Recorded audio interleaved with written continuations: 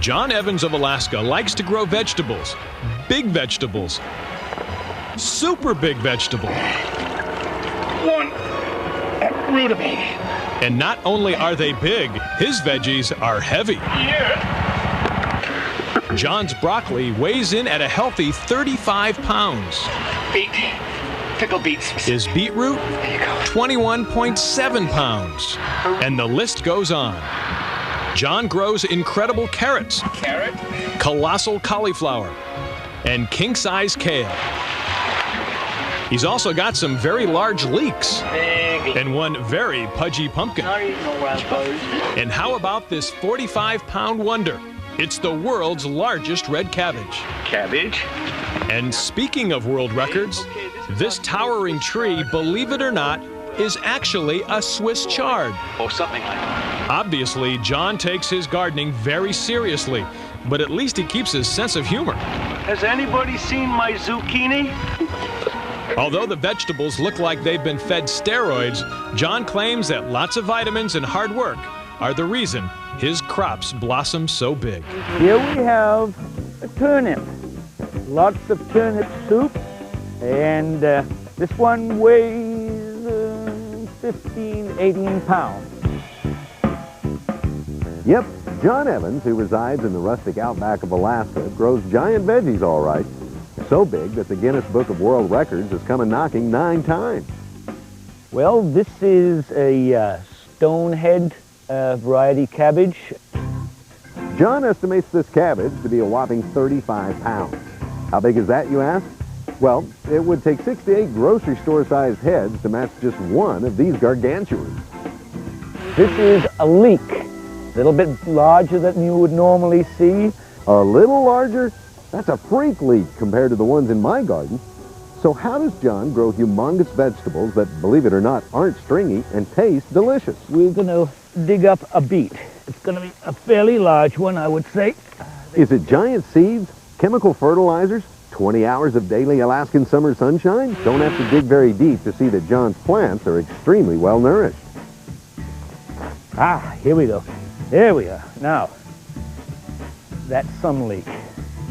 Hey John, how about leaking the secret of big veggies? Like these Brussels sprouts, which last year grew to be the size of apples. Notice on the leaves themselves, the glossiness of the leaves, this glossiness is a type of wax. That wax is where the plants can actually resist bugs from eating them. Slugs don't seem to like my plants, and aphids, many bugs. They just, they go next door. Plants that don't have to fight off pests or diseases, like this humongous 46-pound celery, can put their energy into growing bigger. There's enough Swiss chard here for a little meal for a big dinosaur. I would estimate that is at least over 60, maybe 70 pounds, because I have grown a 70-pounder before. This is a big plant. Here we have a zucchini. This is about 35 pounds, and you kids out there, if you are fed up with growing some pumpkins, how about growing a nice big zucchini for a change? Sounds great, but how can I grow a zook that's 35 times bigger than a normal-sized one? You want to have it in its own contained area, and a nice raised up area to hold the moisture and the warmth, get the sun to warm it up well. The other element you need to know is that you only just leave one zucchini on each plant. Now here is the secret to my success. Compost tea. We know compost is good for the garden, but John says compost tea is even better if you want to grow bigger. What happens in the soil is everything is stimulated with all the microorganisms to such a high point that they will give that plant the maximum food for its production. Well, here we have some carrots. And more food for the soil means bigger, tastier, healthier veggies. That's pretty nice carrot. Now we're ready to make compost tea. Look at all those little micro bubbles coming up. The air John is pumping into the water encourages the growth of millions of good, or aerobic, bacteria. First we need to do is put in a small amount of compost. We will say for this amount about 8 cups of compost. Look at this beautiful compost. Into the bubbling bucket it goes. Now, John has his own special blend of ingredients he adds, which contains, among other things, simple sugars. The tea brews for 24 hours. Then John mixes 5 parts water to 1 part tea. The reason why it's called tea is because it looks like tea, but it doesn't act like tea. Then he applies the liquid 2 ways, straight into the soil or on the leaves. Get the foliage nicely wetted down, and this is what will cause a biofilm. This will protect the plant from diseases and insects. Now for John, bigger veggies isn't always the goal, but a bigger bounty is. This is where I'm going to have more fun than you can ever imagine.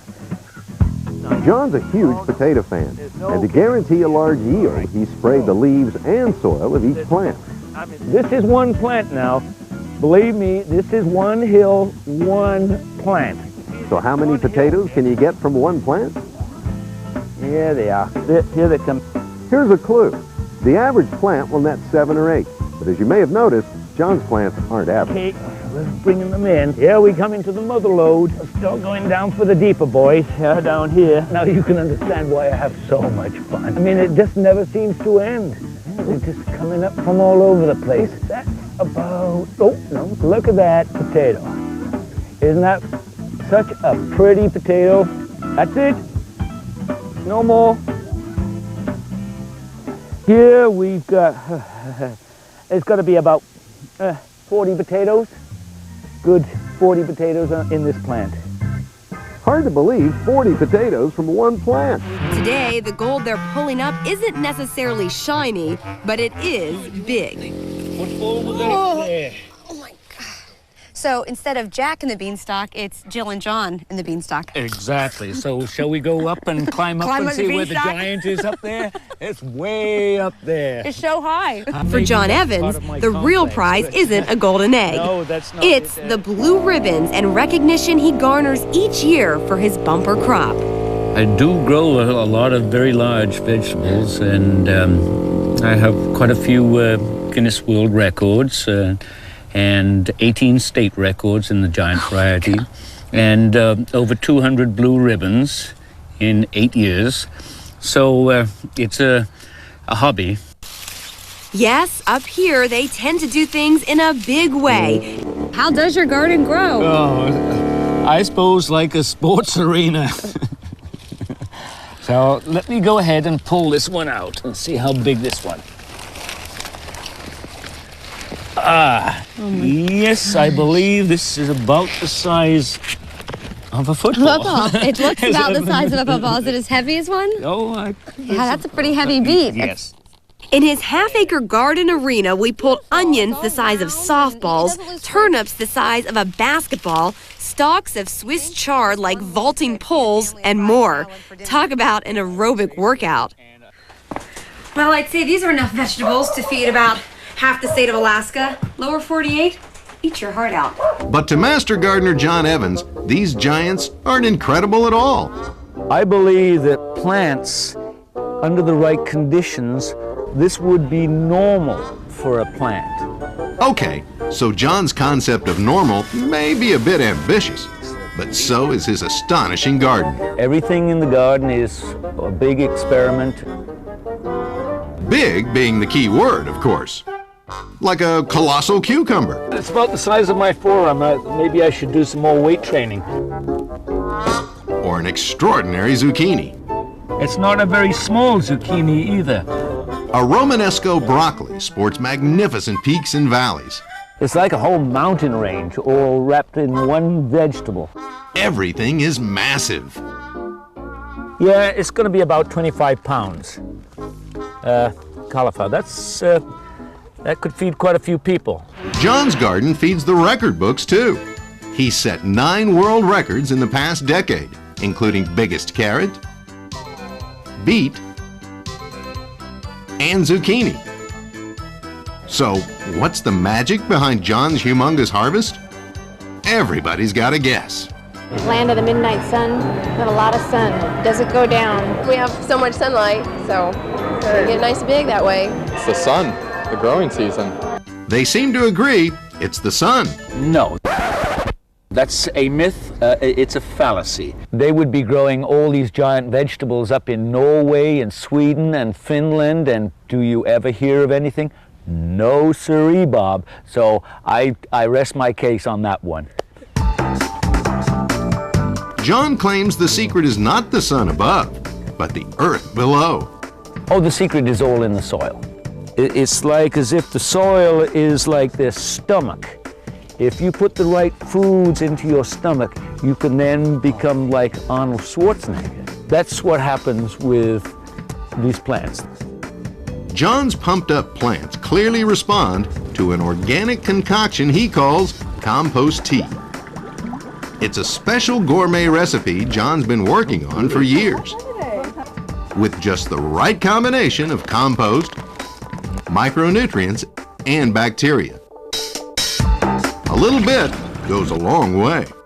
It's the equivalent to about maybe 500 to 1,000 pounds of compost. Essentially, he's turbocharged his compost, and with it, everything else in his garden.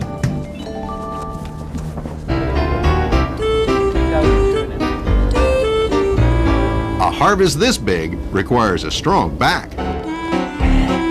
See, it's pretty hard work. Oh, there's some weight to that one. It'll be a big one. You see? Oh, yes. Okay. Yeah. Some weight to that puppy. There's some weight in that one. That's one leek plant right there. It is a pretty one. So we're going to replant it right in here. These monsters are not just for show. They also make for good eating. Zucchini bread, leek and potato soup, fried zucchini, good soup, zucchini this, good stew, zucchini that, stir fry, zucchini soup. Oh boy, just give me more. John's veggies sometimes bring him rock star glory. I've heard screams from ladies screaming at one another, saying, "You got to come over here," and it's just like a concert. And always satisfaction. I suppose I'm one of the most luckiest people in the world, that I feel like in Alice in Wonderland. This is John's own version of Alaskan Wonderland. But with 9 world records under his belt, there's no doubt in this realm he's king of the giants.